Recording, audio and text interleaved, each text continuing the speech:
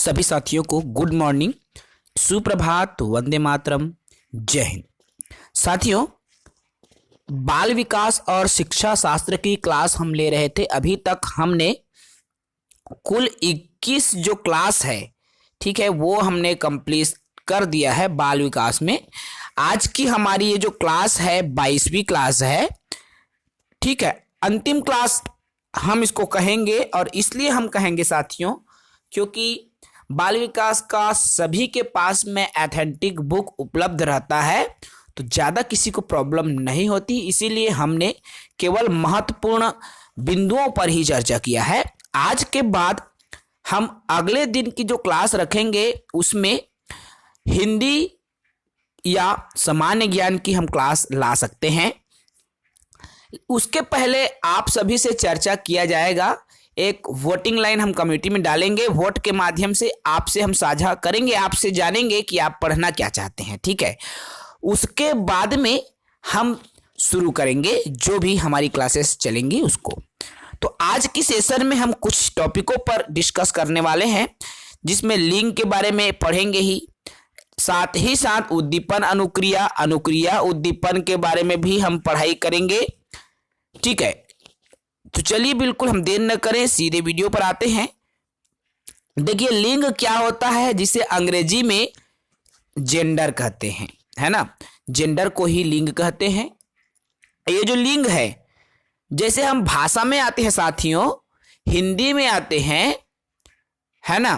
तो हिंदी में क्या है, लिंग 3 प्रकार। देखिए, हिंदी में लिंग 2 प्रकार की, स्त्रीलिंग और पुल्लिंग, है ना। ये जो हिंदी में ये जो लिंग है वो 2 प्रकार के होंगे। और जब हम संस्कृत में आते हैं तो ये 3 प्रकार का हो जाता है, स्त्रीलिंग, पुल्लिंग, और इसमें एक तीसरा लिंग हो जाता है नपुंसक लिंग, ठीक है। तो ये 3 हो जाते हैं। और इंग्लिश में जब आते हैं तो मेल और फीमेल, ठीक है, 2 हो जाता है। तो इस चीजों को आप तो याद रखें, बेसिक सी चीजें हैं, आप सभी जानते हैं। चूंकि हम पढ़ रहे हैं बाल विकास, तो हम लिंग के बारे में क्या धारणा है वो देखें। देखिए, लैंगिक पूर्वाग्रह, लिंग के अंतर्गत 2 शब्द हमारे सामने आता है, और यही 2 शब्दों से ही आपका परीक्षा में एग्जाम बनता है। पहला हमारा जो शब्द आता है लैंगिक पूर्वाग्रह, ठीक है। देखो, यहां पूर्वाग्रह से तात्पर्य है पूर्व में जो विचारधाराएं थी, यह कहना चाहिए रूढ़िवादी जो बात है वो पूर्वाग्रह है ना। पूर्व विचारधारा, पूर्व के विचार या रूढ़िवाद, ठीक है, पूर्व के विचार या रूढ़िवाद, ये 2 चीजें पूर्वाग्रह के अंतर्गत आता है। अब इसी से जुड़ा है लैंगिक पूर्वाग्रह। तो देखिए क्या होता है, जब लड़की या लड़का में से किसी एक को ज्यादा प्राथमिकता दी जाए तो वही लैंगिक पूर्वाग्रह कहलाता है। भाई, मेल और फीमेल, लड़का और लड़की, पुरुष और महिला, है ना। तो ये 2 चीजें हैं। यदि इनमें से चाहे हम लड़की को ज्यादा प्राथमिकता दें या लड़के को ज्यादा प्राथमिकता दें, है ना, किसी भी एक को यदि ज्यादा प्राथमिकता दी जाती है वो लैंगिक पूर्वाग्रह के अंतर्गत आता है। आप कभी ये मत समझना कि लड़का को ज्यादा मान दे रहे हैं, लड़की की इज्जत नहीं है, मान नहीं दे रहे हैं। कोई भी हो, दोनों जो जेंडर है ना, वो कोई भी जेंडर का यदि ज्यादा मान दिया जा रहा है, उनको समानता नहीं दी जा रही, तो वो लैंगिक पूर्वाग्रह के अंतर्गत आता है, ठीक है। जैसे वर्तमान में क्या होता है भाई, किसी एक को, जैसे आजकल हो क्या रहा है, लड़का को ज्यादा प्राथमिकता देते हैं लड़की की तुलना में, है ना भाई। वर्तमान में यही चीजें आप देखने को आपको मिल रहा होगा, आपके समाज में, आपके सोसाइटी में, आपके परिवार में, आपके रिश्तेदारों में आप यही पाएंगे। तो लैंगिक पूर्वाग्रह अर्थात दोनों लिंगों में से किसी एक को प्राथमिकता देना, सबसे ज्यादा प्राथमिकता, ठीक है। और लैंगिक रूढ़िवादिता, यह भी एक संबंध है। आप देखो, रूढ़िवाद से तात्पर्य है पुरानी विचारधारा, पुरानी परंपराएं, जो कि रूढ़िवाद पुराने समय से जो चलती आ रही है ना, किनसे जुड़ी? लिंग से जुड़ी। तो लिंग के धारणा जो पहले से चली आ रही है वही लैंगिक रूढ़िवादिता कहलाता है। अब ये जो लिंग के हैं उनके प्रति एक विचारधारा चल रही है समाज में, है ना। कैसे विचारधारा चला थे आप सभी जन जानिया। लड़का रथे ते कुल आगे बढ़ही, कुल के दीपक के, है ना भाई। वो विचारधारा शुरू ले, लड़की रही है आने घर पठो दे बोरे ओला, ओकर घर फिर रही, हमार घर थोड़ी रही। ऐसे मन में विचारधारा है ना भाई। और लड़का हो जाई ता मस्त छठी बर ही धूमधाम से करथे, और कथे हमार कुल ला बढ़ाने वाला आगे बोलते हैं भाई। ये शुरू के विचारधारा है, रूढ़िवादी विचारधारा है, जो कि आज ले चलत आथे। और यही तो एक ठन वजह है संगवारी हो, जेकर वजह से वर्तमान में जो है भ्रूण टेस्ट होते, है ना, गर्भ से ही जाने की कोशिश करत ही, इलीगल गैर कानूनी काम करके गर्भ से भी जाने की कोशिश करत थे कि लड़का है कि लड़की है, लड़की है तो गर्भ से ही मार देते, है ना भाई। वजह का है यही लैंगिक रूढ़िवादिता। ये जो सोच है ना, यही सोच है जो कि माता पिता ला अपराधी प्रवृत्ति की ओर ले जाते। आप मन चीज से समझाओ, आप शिक्षित हो, समझदार हो, संगवारी हो। तो लैंगिक रूढ़िवादिता क्या है? लिंग की वह धारणा जो पहले से चली आ रही है, लैंगिक रूढ़िवादिता है। अब देखो लैंगिक रूढ़िवादिता का उदाहरण क्या है। लड़कियों की तरह रोते हो, क्यों रोते हो? लड़कियां गणित में कमजोर, देखिए भाई रूढ़िवादी चला थे ना, टूरी मन सही कमजोर असरे, इसने अचानक बातें बात में बोल देते हाथ कमजोर है, जा चूड़ी पहन ले। बोलते ना भाई कोई चीज में कमजोर रहते तो एकदम लड़की की तरह कमजोर हस, बड़ शर्माथस। उसको क्या है, नीचा दिखाने का प्रयास किया जा रहा है। लैंगिक रूढ़िवाद जो पहले चंद समय में जो चली आ रही है ना। अब लड़कियां गणित में कमजोर होती है, ये भी क्या है, एक रूढ़िवादी बात है भाई। दिमाग कोई जेंडर से मतलब नहीं होता संगवारी हो, है ना। आपके दिमाग है ना तो आपके दिमाग लड़की और लड़का से प्रभावित करे। भाई लड़की रही तब होकर दिमाग ज्यादा हो सकत है, लड़काओं मन के दिमाग कम हो सकत है। अब एक जीता जागता उदाहरण आज के सदी आपन देखिया, टूरा मन तो फालतू हो जाते इतनी होती घूम घूम के, लेकिन लड़की मन बहुत ज्यादा पढ़त लिखा थे, बहुत आगे बढ़ा थे, बड़े बड़े पद में IAS जैसे बड़े बड़े पद में लड़का मन ले ज्यादा लड़की मन पहुंचा थे। तहसीलदार, कलेक्टर, डिप्टी कलेक्टर जैसे बड़े बड़े अधिकारी लेवल के जो पद है, शिक्षक बनना और अन्य जम्मो विभाग के बात करो मैं, तो बड़े बड़े जो पद है ते मन में हमार कौन पहुंचा थे, हमार दीदी बहनी मन पहुंचते, है ना भाई। तो काबर पहुंचते, आज वो चीज गलत साबित हो गई ना। जो चीज पहली रूढ़िवादी बात रही से कि लड़की कमजोर होते, पढ़ाई में गधा रहते, गधी रहते, है ना, वो बात झूठ साबित हो गई और झूठ साबित करके दिखाई आज के नारी मन। तो बिल्कुल ये चीज लग कभी आप मन में मत ले, है ना भाई। मेल फीमेल जेंडर देख के ओकर दिमाग के अंदाजा नीली जग लगा सके, ठीक है। ये बात ला आप मन ला समझना है। तो ये समझ में आ गया होगा। एक बार और मैं दोनों को क्लियर करूं। लैंगिक पूर्वाग्रह मतलब क्या है? पूर्वाग्रह, लैंगिक पूर्वाग्रह, लड़का और लड़की में किसी एक को ज्यादा महत्व देना, वो पूर्वाग्रह है। और रूढ़िवादिता क्या है? तो लड़का या लड़की में से किसी के लिए पुरानी जो बातचीत चली आ रही है समाज में, है ना, जैसे वो बहुत ज्यादा कमजोर है लड़की मन की तरह, लड़की गणित में कमजोर होते, ये जो बात चलता आते ना प्राचीन काल से, वही क्या है? रूढ़िवादिता है। ठीक है साथियों, देखो खिलौना, पहनने की चीज, कलर आदि को किसी एक लिंग के साथ जोड़ना रूढ़िवादिता है। देखा, अनजाना में भी माता पिता मन रूढ़िवादिता के ही सपोर्ट करते, भले ही मन शिक्षित संगवारी हो, लेकिन आप मन देखिया जब वो छोटे रहते ना, तो ओकर बा अगर लड़की है तब पुतरी लाते खेले बा, है ना, वो खिलौना बर्तन वर्तन आते ना आजकल के खेले के खिलौना, ओला ले आते काबर, वो लड़की है कही के। भाई रूढ़िवादी सोच ला बढ़ावा ही माता पिता देते, तो आगे चल के भाई वो चीज तो बढ़बे करी ना। बचपन से ही ओला बर्तन पकड़ा था, खाना बना के खिलौना दे था ओला, है ना। का बोल दे था भाई वो लड़की है करके। तो ये शुरुआत सोच रूढ़िवादी जो सोच है वो तो जन्म से ही बालक में डाल देते ना मन। तो ये है सबसे बड़ी वजह, ठीक है। और लड़का है था कार मोटर लाथन ओकर बा लथन ना भाई, लड़की रहे पुतरी ले अथन पुक पुक बाजे वाला, और लड़का थे तो बा कार जहाज हेलीकॉप्टर।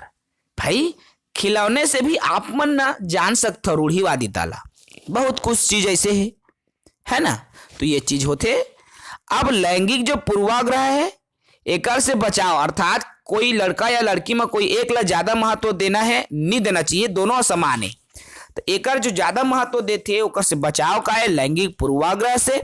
तो समानता रूप से दोनों लिंग, देखो अब दोनों लिंग को आप समान महत्व दो, चाहे वो लड़का रहे या लड़की रहे, है ना भाई। लड़का या लड़की दोनों क्या है, बराबर है। आप दोनों को बराबर महत्व दो, कोई कम या कोई ज्यादा दिमाग नहीं रखते।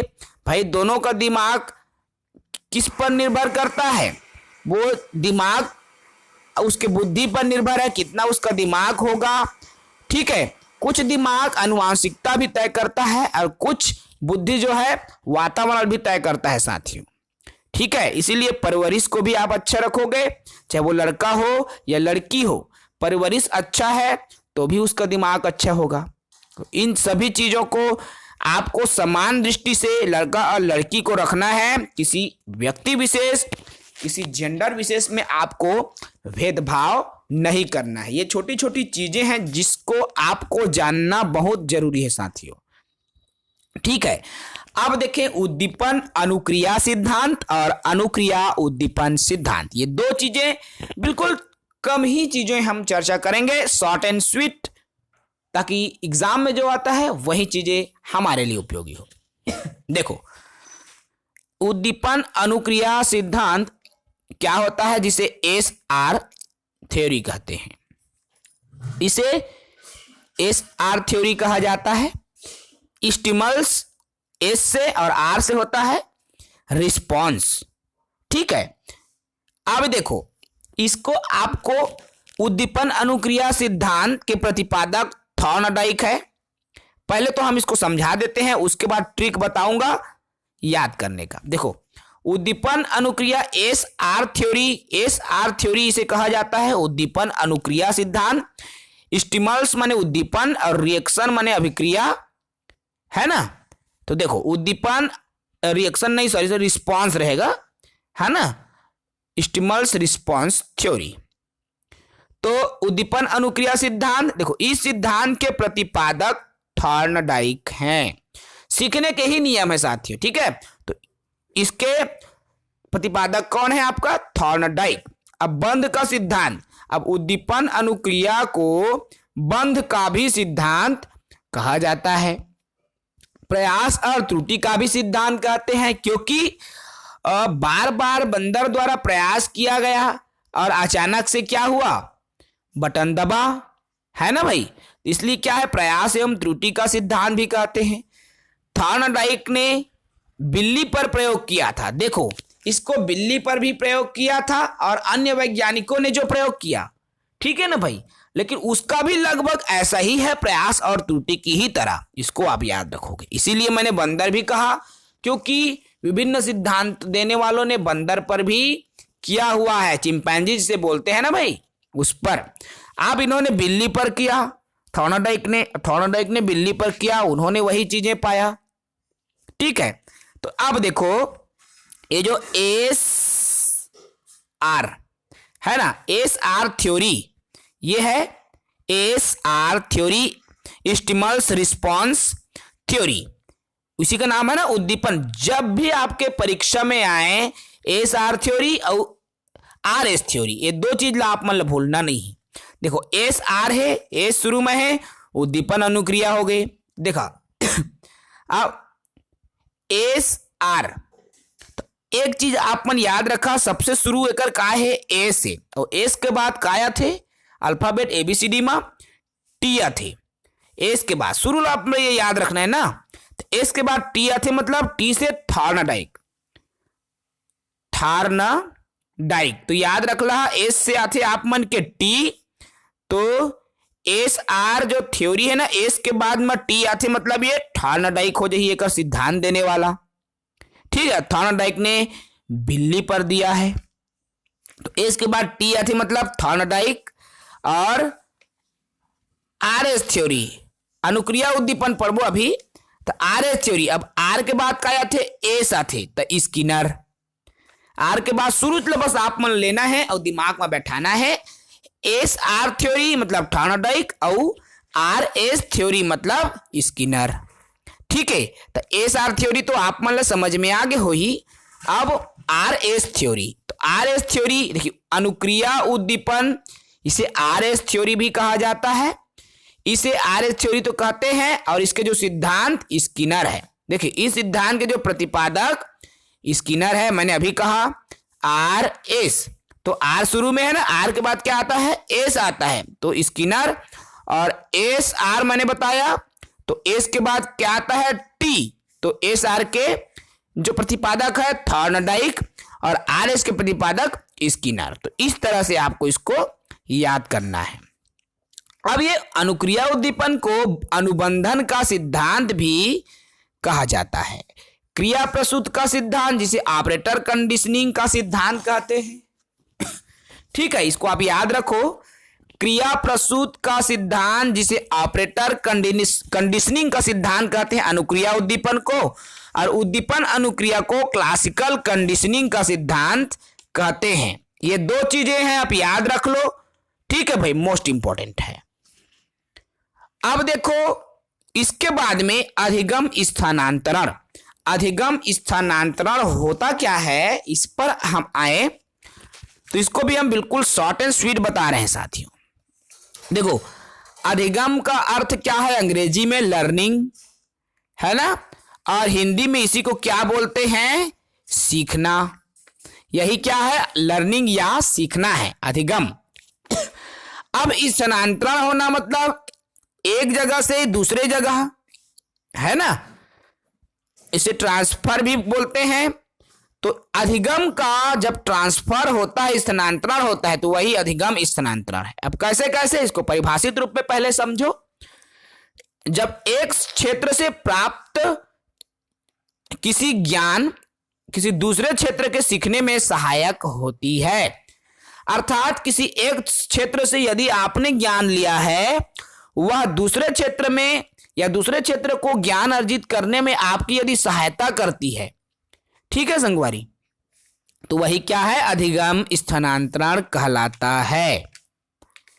यह 3 प्रकार का होता है।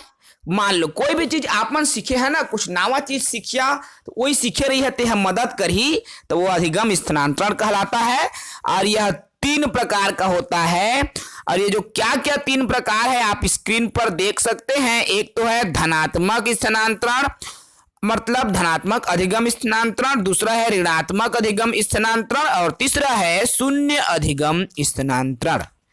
अब इन तीनों चीजों के बारे में हम डिटेल चर्चा करें साथियों, तो अधिगम के अंतर्गत पहला है धनात्मक अधिगम स्थानांतरण। क्या होता है देख सकते हैं, जब एक क्षेत्र से प्राप्त ज्ञान दूसरे को सीखने में सहायता पहुंचाता है तो उसे धनात्मक स्थानांतरण कहा जाता है। देखा, एक जगह से आप मन जो भी ज्ञान अर्जित करे है, जैसे मैं उदाहरण से बतावा था आप मन ला, जैसे मान लो आप मन बचपन में का सीखे है, साइकिल सीखे है ना भाई। अब जब आप मन बड़े हो गया तो बाइक सीखिया, तो आप मन ला आसानी हो ही, आपके जो साइकिल सीखे के ज्ञान है ना, ओकरे से आप मन गाड़ी ले जल्दी चलाए सीखिया। रंगाए के सीखे के जरूरत ही नहीं है भाई, डगमगाए वाला बातें नहीं है। हैंडल तो आप मन साइकिल ले धरदारे है, बस आप मन ला गियर वियर बदले, क्लच एक्सीलेटर बदला आप मन ला सीखे ला पड़ी। काबर आधा से ज्यादा चीज तो आप मन साइकिल चला के सीख गए हो जी। अर्थात जो साइकिल चलाए के जो ज्ञान है ना, वो बाइक चलाए के ज्ञान में काय करा थे, मदद करा थे, सहायता करा थे। वही नाम से क्या है, धनात्मक स्थानांतरण कहलावत है ना। धनात्मक मतलब उसमें जुड़ रहा है, पुराना ज्ञान नए ज्ञान के साथ जब जुड़ रहा है तो वही धनात्मक है। ठीक है, अब दूसरा क्या है उसको भी देखो। दूसरा है ऋणात्मक स्थानांतरण अधिगम है। ठीक है, अब ऋणात्मक अधिगम स्थानांतरण जब एक क्षेत्र से प्राप्त ज्ञान दूसरे विषय में या दूसरे चीज को सीखने में बाधा पहुंचाता है। अब ऋणात्मक मतलब ये सीखने में कोई लाभ नहीं हो रहा है दूसरा ज्ञान, बल्कि उसमें रुकावट डाल रहा है, तो ये क्या है? ऋणात्मक स्थानांतरण कहलाता है। कोई भी ज्ञान हो भाई, आपको उस ज्ञान को सीखने में आपको रुकावट हो रहा है, तो वो चीजें क्या है? ऋणात्मक अधिगम स्थानांतरण कहलाता है। ठीक है ना। चलिए, उसके बाद तीसरी बिंदु आती है इसमें, शून्य अधिगम स्थानांतरण।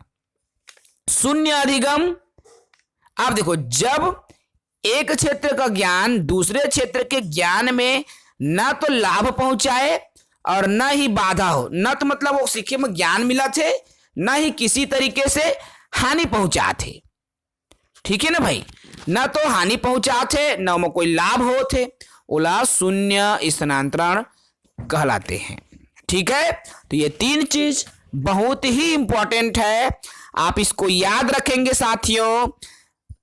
ठीक है, स्याही रोरसा स्याही परीक्षण आप देख लेंगे, ये तो सरल चीजें हैं, इंपॉर्टेंट चीजें हैं, आप यहां से पढ़ लेंगे तो आपकी बहुत सारी चीजें क्लियर हो जाएंगी। ठीक है, तो आज की वीडियो में इतना ही। कल की सेशन में हिंदी विषय या जनरल नॉलेज पढ़ेंगे, या आपसे हम वोटिंग के माध्यम से जानेंगे साथियों कि विषय कौन सा पढ़ना है।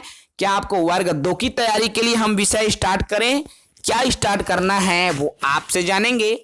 आज हम इसके लिए वोटर जो है डाल देंगे कमिटी में, आप मन वाला देख के वोटिंग कर सकते हो। ठीक है, आप मन के जेकर ज्यादा वोट रही ना, जेमा ज्यादा वोट रही, हम वही चीज ला स्टार्ट करबो। ठीक है, काबा जो भी करना है, जो भी पढ़ना है, आप मन के सुझाव से पढ़ना है, आप मन जो चाहो ओला पढ़ना है।